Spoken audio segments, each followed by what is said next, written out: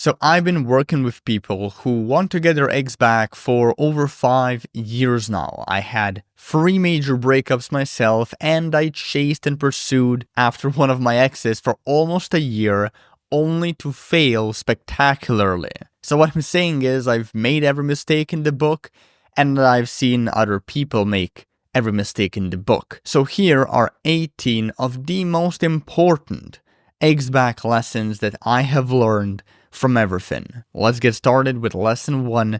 Most people think they need advice on how to get their ex back. However, what they actually need is self-development advice and therapy.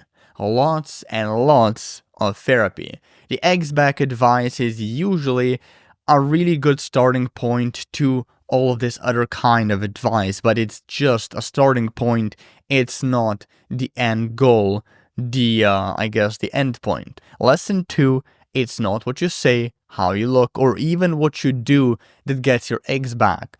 It's who you become that gets them back. So what you stand for, what kind of values you represent, what kind of principles you embody.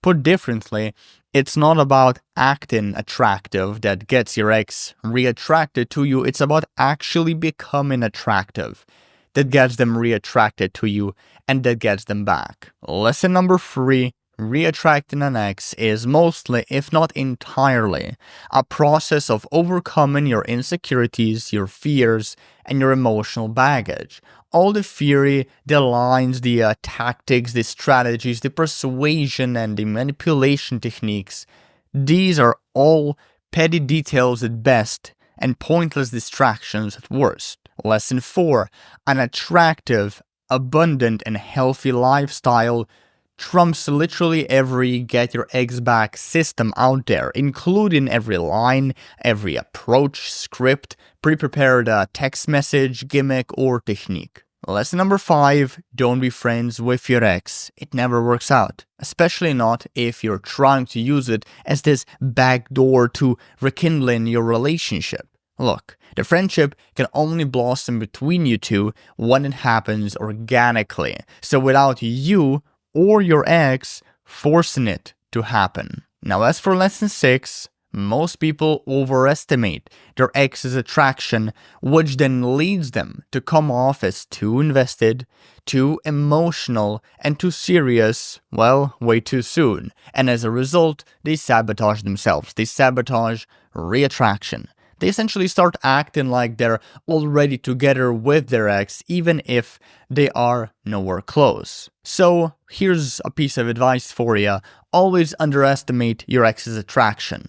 So, for example, if on a scale from 1 to 10, 1 being obviously the lowest and 10 being the highest, you think your ex sees you as a 10, so they're crazy in love with you.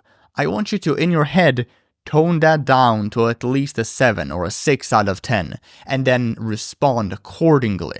Believe me, when you think your ex has a 6 out of 10 attraction for you, you're gonna be way more careful and way smarter about how you behave around them than if you just think that you've got this in the bag and they are essentially already back together with you officially. Anyhow, for lesson 7, I just want to give you a list of some modalities, some things in this ex-back world that are vastly overrated, if not completely useless, so you know that you should probably ignore them and overlook them and just not use them.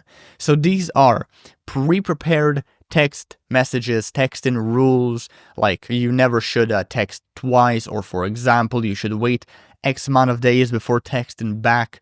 Then there is flake prevention methods, handwritten letters, like don't do those, reverse psychology, that's a dumb fuck move, social proof, jealousy tactics, playing hard to get, playing indifferent, acting like you don't give a shit about your ex when you actually do, acting alpha or sigma as Gen Z calls it these days, trying to sabotage an ex's rebound.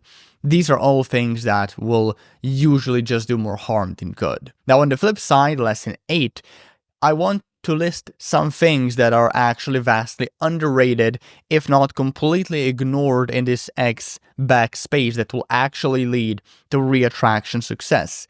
And these things are rebuilding self-esteem and self-worth, overcoming limiting beliefs, learning how to empathize and relate with your ex, how to listen well, how to be a better communicator, verbally and non-verbally, how to make an emotional connection with an ex, developing character, having a positive, good attitude about a breakup, learning about attachment styles, setting proper boundaries, caring about something other than just getting your ex back.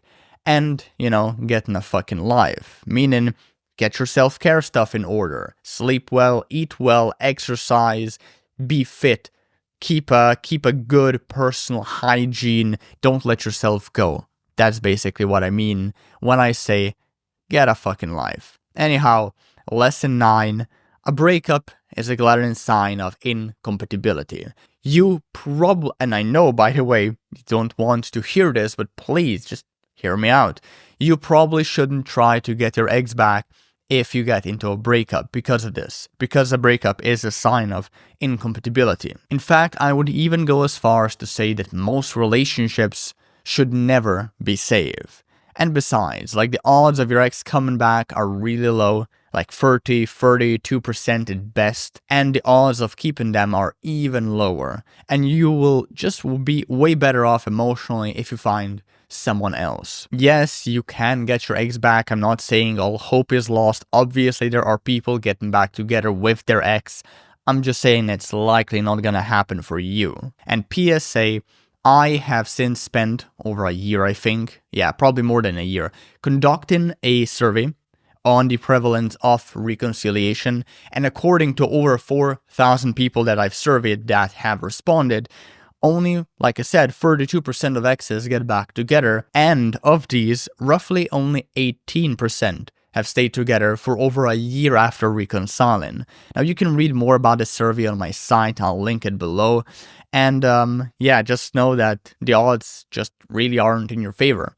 Sorry about that. But anyhow, to move on to lesson 10, the get your ex back industry is full of scammers and really nasty individuals who will exploit your vulnerabilities, your heartbreak, to sell you shoddy, overpriced, even at times overhyped products. But this is only possible because the industry is just full of simps, of pushovers, of codependent losers who are willing to butcher their entire identity, wreck their entire lives, maybe even burn through their savings, just to save a relationship that was doomed, from the start. So a relationship where these people would just break up again briefly after getting back together with their ex, if by some miracle they do end up getting back together. Or worse, they stay. These people stay in a relationship that they just rekindled even though it makes them miserable. Lesson 11, chasing your ex is probably the stupidest thing you can do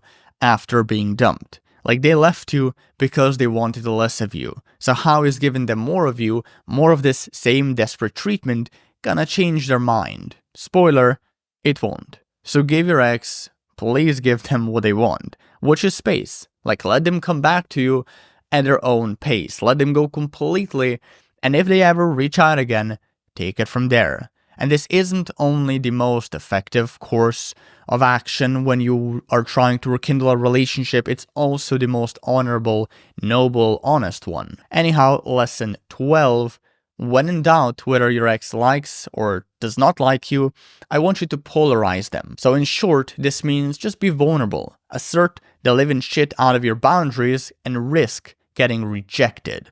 So this means in practice, for example, just asking your ex, hey, how do you feel about me? Would you like to go on a date next week or not? And that's one way of polarizing them. Maybe a non-verbal way would be when you meet together, when you talk, when you are out and about and you're perhaps dating, maybe pulling them close to you, grabbing them on the shoulder, maybe grabbing their leg romantically, intimately. That's also a way, all ways of polarization. Basically, through these sorts of means, you get your ex to decide where they stand and whether they are willing, open, and able to work on mending your relationship. And then, of course, a caveat, never try to mend or continue mending things with someone who is not committed to helping you mend them as well. That's why we polarize, to figure out if your ex is in or if they are out. Believe me, it takes two people to make a relationship work. It will never happen if there's just one person putting in the majority of the effort. You want the other person to be on board as well. That's why we polarize yet again. But anyway, lesson 13, arguably my most controversial opinion. When getting an ex back, you need a mechanism in place, a mechanism that shields you from becoming their doormat and losing months, weeks or months of your life to the pursuit of just futile reconciliation. Now, what is a mechanism I recommend? Well, here's the controversial advice. If you and your ex have not yet kissed by the end of your second date, and or if you haven't yet had sex by the end of the fourth one, at that point, I would seriously consider moving on for good. Of course, take this as a guideline. In general, I'm just saying that the sooner you can get sexual with your ex, the quicker and easier it will be to get emotionally reinvested in each other and mend your relationship. As for lesson 14, a massive reason so many people want their ex back so desperately is because they lack sexual experience and have never had any other relationship, or at least a serious one. Of course, if that's the case, their ex will feel special in these circumstances, even though they are not. Therefore, a word of wisdom, a word of advice: go out and start dating other people as soon as it is reasonable for you. Meaning, as soon as you at least start to see some joy in dating. At least when you start to feel some curiosity around dating, like that's a really good sign you should go out and date other people. And yes, you can do this even if you still want your ex back in the process. Moving on to lesson 15, you shouldn't invest and improve yourself for your ex.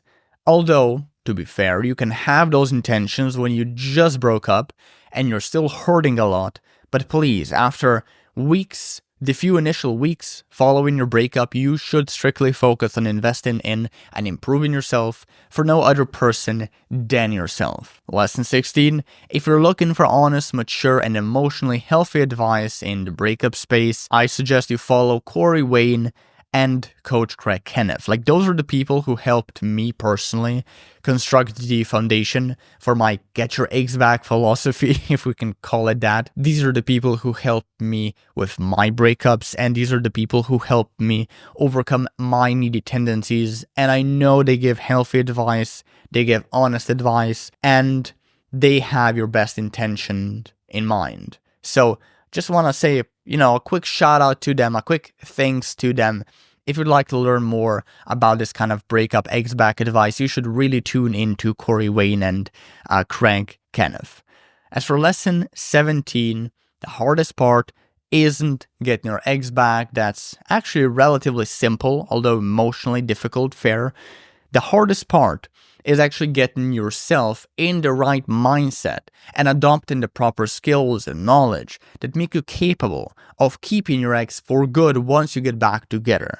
And not just in any relationship, but actually like a healthy and fulfilling and sustainable one. As for finally, lesson 18, your transformation into a better, more well-rounded person is just not enough to make your relationship work again, let alone to let it thrive after you mend it. So what many people overlook, or because it just sucks to admit this to themselves, they deliberately try to forget this fact, is that their ex has to undergo the same type of personal transformation for their relationship to work out. Like, your ex has to change as well. It's not just about you and what kind of effort you put into reattraction. And even if your ex changes, even then, it's uncertain if you're still gonna rekindle the relationship, because sometimes just the character of the two people doesn't mesh well. Sometimes there are personal values in place that are basically plopping people in two very different paths of life. Maybe like one person wants to have kids and wants to settle down, the other person doesn't and wants to travel around the world. Sometimes it's just impossible to mend these kinds of relationships. But that said, if you want to learn more about mending them, if you want to learn more about my process and philosophy, my approach to getting an eggs back, download my reattraction cheat sheet. It's a one-page PDF that goes over this process and gives you a shit ton of tips and advice as well about like every part of the reattraction process, and hopefully that can help you boost your chances of getting your eggs back. So if you want that, just download it. The link to this free PDF is in the description of this video, below the video. And that's pretty much it from my side. Thanks for tuning in, thanks for watching, and take care.